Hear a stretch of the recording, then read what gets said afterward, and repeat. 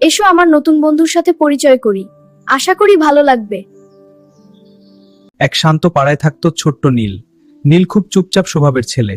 তার তার বেশি বন্ধু ছিল না। স্কুলে সবাই খেলাধুলা করত, কিন্তু নীল এক কোণে বসে আকাশ দেখত। এই, তুই কোথায় গেলি? আমার সাথে কথা বল। তুমি একা একা কার সাথে কথা বলো? আমার বন্ধু আছে মা, তুমি তাকে দেখতে পাও না? আসলে নীলের বন্ধু ছিল একটা ছোট্ট পাখি। পাখিটার এক ডানা একটু আহত ছিল। এই পাখিটা পড়ে আছে মাটিতে, পানি খাওয়া দেখভাল করবো।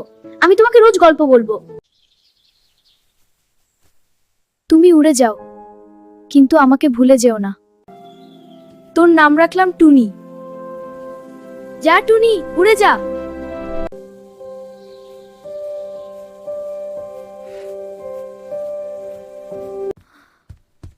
টুনি ফিরে এসেছে। ভালোবাসা দিলে ভালোবাসা ফিরেই আসে। বন্ধুত্ব মানে আটকে রাখা নয়, মুক্তি দেওয়া। আর সত্যিকারের ভালোবাসা কখনো হারিয়ে যায় না। ভালো লাগলে একটি লাইক দিয়ে পাশে থেকো বন্ধু।